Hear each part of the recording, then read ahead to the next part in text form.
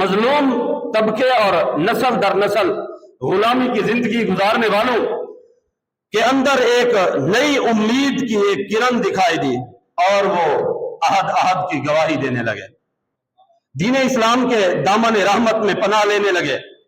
ان تمام تر ظلم و ستم اور مصائب و آلام کا سامنا کرنے والے اور سامنا کرنے کے باوجود کلمہ توحید کی دن رات تکرار کرنے والوں میں بہت سارے نام نظر آئیں گے، جو ان میں سب سے نمایاں نام نظر آتا ہے جس نے کفار کا ظلم و ستم بھی سہا ہے، اور جس دور میں اسلام کا ظاہر کرنا موت کو دعوت دینے کے مترادف ہو، اس دور میں جس نے اسلام کا اظہار کیا، مسلمان ہوئے اور یہ سارے ظلم و ستم برداشت کیے۔ جو ایک سب سے بڑا اور سب سے نمایاں اور سب سے واضح اور سب سے روشن جو نام نظر آتا ہے وہ حضرت سیدنا بلال حبشی کا نام ہے۔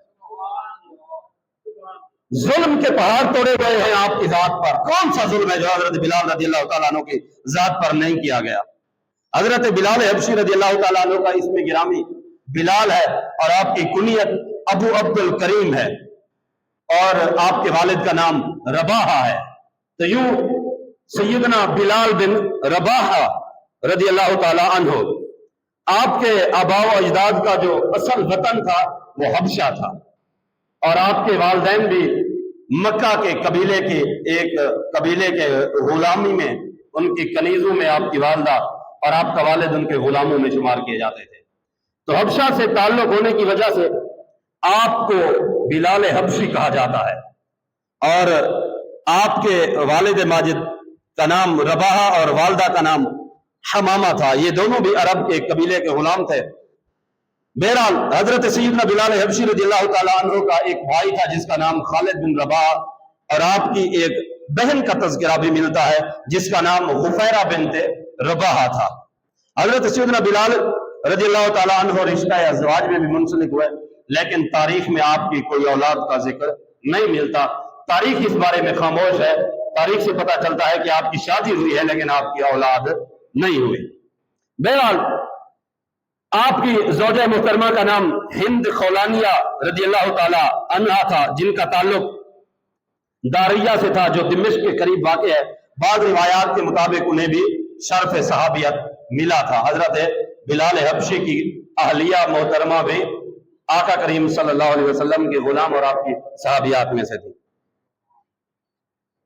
ان نامساعد حالات اور غلامی کے دور میں حضرت سیدنا بلال حبشی رضی اللہ تعالیٰ عنہ نے دین اسلام صرف قبول ہی نہیں کیا بلکہ اس پر کار بند رہے اور اس پر ڈٹ گئے۔ راہ حق پر قائم رہنا اس دور میں بہت مشکل تھا۔ ان ایام میں آپ رضی اللہ تعالیٰ عنہ عبداللہ بن جدعان کے غلام تھے اور اس کی بکریاں چرایا کرتے تھے۔ ایک روز آپ رضی اللہ تعالیٰ عنہ حسب معمول اپنی بکریاں چرا رہے تھے، اور جس غار کے اندر، جس پہاڑی کے اندر آپ بکریاں چرا رہے تھے، اس کے ساتھ والے غار میں آقا کریم صلی اللہ تعالیٰ علیہ وسلم سیدنا صدیق اکبر کے ساتھ جلوہ فرما تھے۔ تو آقا کریم صلی اللہ تعالیٰ علیہ وسلم نے دیکھا حضرت بلال کو، تو غار کے اندر سے آقا کریم صلی اللہ علیہ وسلم نے آواز دی اور آپ نے فرمایا یا رائنی حل من لبن، اے چرواہے کیا تمہارے پاس دودھ ہے؟ تو حضرت سیدنا بلال نے آواز سنی تو وہ قریب آ گیا۔ آقا کریم صلی اللہ علیہ وسلم کا مقرہ بدعا دیکھا، آقا کریم کا انداز رحیمانہ کریمانہ شفقت بھرا انداز دیکھا، تو آقا کریم صلی اللہ علیہ وسلم تھے ہی اتنا رحیم و کریم، حضرت بلال حبشی رضی اللہ تعالیٰ عنہ پر بڑا گہرا اثر پڑا۔ دیکھیں کہ ایک وہ دور ہے کہ حضرت بلال حبشی غلام ہے، اور ان دور میں غلام کو انسان ہی نہیں سمجھا جاتا، اس کے ساتھ جانور سے بھی بدترین سلوک کیا جاتا ہے، ان کو دیکھنا گوارا نہیں کیا جاتا غلاموں کو۔ اور آقا کریم صلی اللہ علیہ وسلم نے حضرت بلال کو دیکھا ہے تو مسکرا دیے ہیں۔ آقا کریم گفتگو فرما رہے ہیں، حضرت بلال حبشی قریب آئے، عرض کیا آپ اس وقت مسلمان نہیں ہوئے تھے، غیر مسلم تھے، آپ قریب آئے۔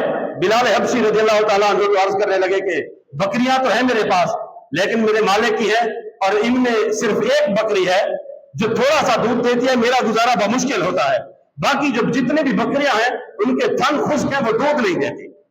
تو حضرت آقا کریم صلی اللہ تعالیٰ علیہ وسلم نے فرمایا کہ جو بکری تھوڑا دودھ دیتی ہے اس کو لے آؤ۔ बिलाल हबशी रजी अल्लाह ताला अन्हु गए और उस बकरी को पकड़ कर आका करीम सल्लल्लाहु अलैहि वसल्लम की बारगाह में पेश कर दिया। आका करीम ने फरमाया बर्तन भी ले आओ। बिलाल हबशी के बर्तन भी लाए।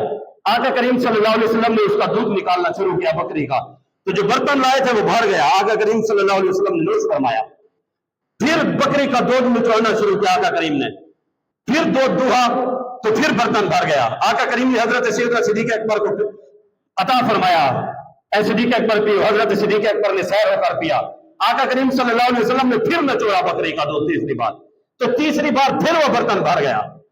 आका करीम सल्लल्लाहु अलैहि वसल्लम ने बिलाल हबशी को अता किया कि तुम भी पियो। यूं भी कोई करता है गुलामों के साथ, इतनी मोहब्बत भी कोई करता है गुलामों के साथ बैठकर। जिन दौर में इंसान को इंसान नहीं समझा जाता, गुलाम को बदतरीन जानवर से समझा जाता है, उनके साथ बैठकर आका करीम सल्लल्लाहु अलैहि वसल्लम दूध पी रहे हैं। आका करीम ने दिया तो दूध पी लिया। बिलाल हबशी भी सैर हो गए, आका करीम भी सिद्दीक़ अकबर गए। जब सैयदना बिलाल ने देखा तो बकरी के थनों में दूध वैसे का वैसे भरा हुआ था।